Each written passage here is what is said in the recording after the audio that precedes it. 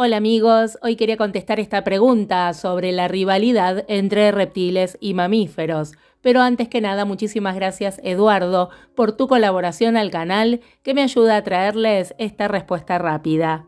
Hace aproximadamente 315 millones de años, un grupo de vertebrados llamados amniotas, cuyos embriones se desarrollaban en huevos protegidos por una cáscara y membranas, dieron paso a dos linajes. Uno condujo a los reptiles y a su vez a serpientes, dinosaurios y aves, y el otro llevó a los mamíferos. Nuestro linaje ancestral apareció hace 225 millones de años, aunque durante los siguientes 150 millones fue eclipsado por el superorden de los dinosaurios. Tenían el tamaño de una ardilla y probablemente preferían moverse en las horas de la oscuridad. Los primeros de ellos se diversificaron y en paralelo propiciaron la aparición de diferentes grupos. Los actuales ornitorrincos y equidnas pertenecen al más antiguo de ellos que todavía sobrevive, el de los monotremas. Estos todavía retienen características primitivas, como la reproducción ovípara. La evolución de los mamíferos condujo a la aparición de las dos ramas que acabarían siendo las más exitosas de todas, hace aproximadamente 140 millones de años. Una fue la de los metaterios o marsupiales, el caso del canguro, la zarigüeya o el koala. La otra fue la de los euterios o placentarios, en la que se cuentan a los conejos, los tigres, los caballos o nosotros mismos. No se han encontrado muchos fósiles de mamíferos con una edad anterior a los 65 millones de años, pero a partir de los que conocemos podemos deducir que hace 100 millones de años entraron en escena los abuelos de los que descienden los actuales. El primero que hizo acto de aparición fue el de los cenartros, como osos hormigueros, armadillos o perezosos. Estos animales no tienen algunas características que sí comparten otros placentarios. Por ejemplo, no tienen cérvix o cuello uterino y su metabolismo es mucho más lento. Los demás grupos aparecen hace unos 80 millones de años.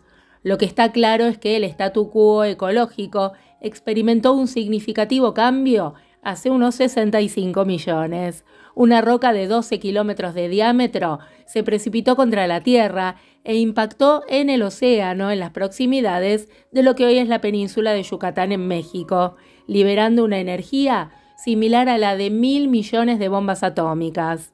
Las rocas vaporizadas ascendieron a la atmósfera y causaron enormes incendios, enormes tsunamis que arrasaron las costas y una nube de polvo que cubrió el cielo y sumió el planeta en la oscuridad. Las temperaturas cayeron en picado y ante la ausencia de luz solar, el fitoplancton y las plantas murieron. El golpe a los ecosistemas fue devastador. Unos meses después, el humo desapareció, pero la Tierra todavía era un lugar frío y oscuro. El choque había arrasado depósitos de sulfatos que, mezclados con el oxígeno, habían formado nubes de dióxido de azufre, portadoras de lluvia ácida, y al mismo tiempo el carbono, que se había levantado, se combinó con oxígeno de la atmósfera, formando dióxido de carbono, un gas invernadero. Este fenómeno se vio favorecido por un intenso vulcanismo, que se propagó por todo el planeta. El desastre climático barrió de la superficie a las 2/3 partes de las especies.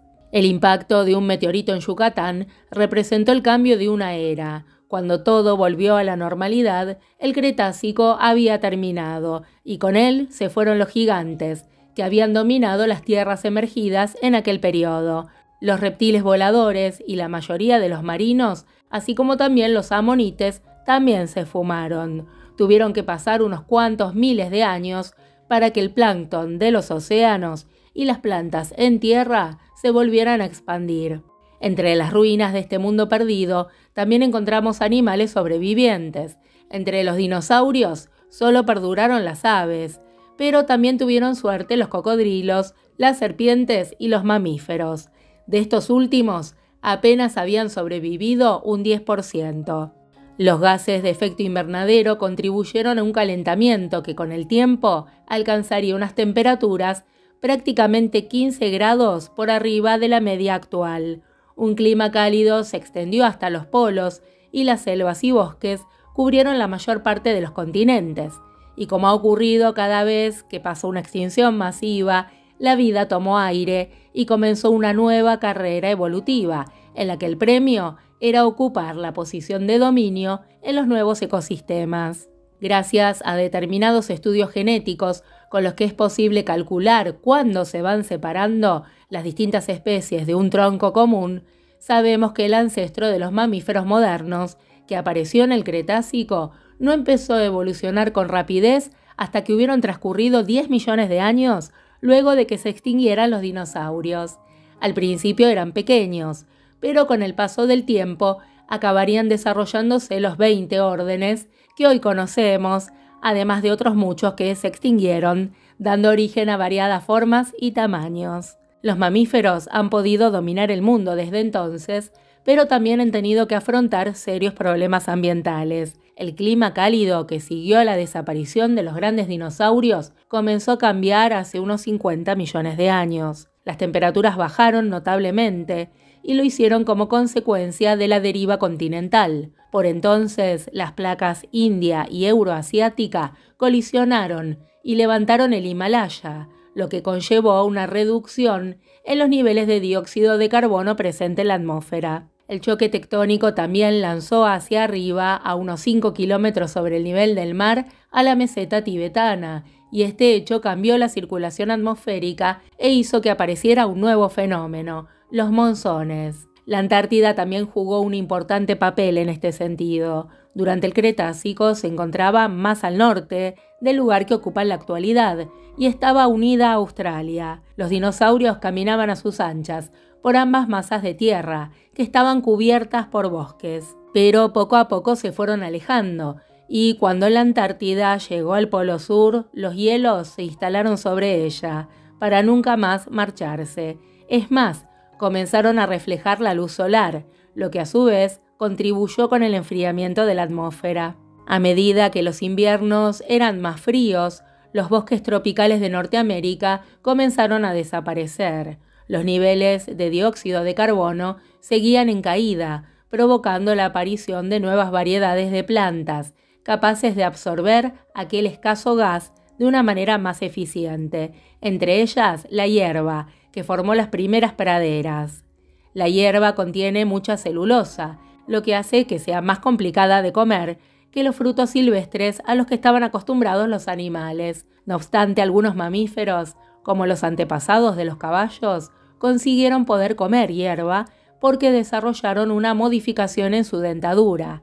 Los molares tienen coronas elevadas, con lo que compensan el desgaste que sufren las piezas dentales por abrasión al masticar estas fibras vegetales tan duras. Los ancestros de vacas y camellos también modificaron su sistema digestivo y acomodaron a las bacterias que los ayudaban a romper estas duras fibras. El desplazamiento de los mamíferos entre continentes es una de las características más definitorias de la vida de esta época. Esto fue propiciado tanto por la deriva continental como por la baja de las temperaturas. Las temperaturas frías siempre favorecen a los mamíferos y a las aves, sobre tortugas, serpientes y lagartos. El continuo proceso de enfriamiento culminó con un ciclo de edades de hielo que en los últimos 2 millones de años modificó el aspecto del planeta. El aumento de la cubierta de hielo polar hizo que el nivel de las aguas bajara y brotaron puentes de tierra entre zonas que habían estado aisladas. Uno de estos cambios geográficos tuvo lugar cuando aparece el Istmo de Panamá y se une América del Norte con América del Sur. Entonces ocurre uno de los eventos más importantes en los últimos 10 millones de años, el gran intercambio biótico americano, en que los animales del norte viajaron al sur y también al revés. Este hecho nos demuestra que si hay un término que describe la historia de los mamíferos durante los últimos 65 millones de años, es el del cambio. Algunos de aquellos animales llegaban a un continente nuevo y lo dominaban rápidamente. Tal vez fuera porque los que protagonizaban estas invasiones eran más flexibles y capaces de adaptarse rápidamente a los cambios medioambientales. Sin embargo, enfrente tenían una competencia bastante dura entre la que se encontraban estos rivales, los fororracos, también conocidos como aves del terror, que podían llegar a 3 metros de altura y se contaban entre los mayores depredadores en América del Sur, o la titanoboa, una serpiente que pesaba más de 1 tonelada. Los mamíferos respondieron a la competencia con otros grupos con animales sumamente llamativos, como esta pequeña criatura de unos 10 centímetros de largo, insectívora y de aspecto ratonil, Purgatorius, relacionado con los primates. Barilambda, un plantígrado con 5 dedos en cada pie, parecido a un rinoceronte, con cabeza pequeña y unos 650 kilos. Arctocion, del tamaño de un perro grande y equipado con uñas en forma de garras. O las ballenas, unos mamíferos que volvieron al mar. Tal vez, si los comparamos con los reptiles, la ventaja de los mamíferos es que se diversificaron en formas mucho más variadas, y por esto es que hoy en día somos los ganadores de esta competencia. Pero amigos, cuéntenme ustedes si, teniendo en cuenta el tiempo en que predominaron los reptiles, fueron ellos los ganadores o lo serán en el futuro de esta competencia.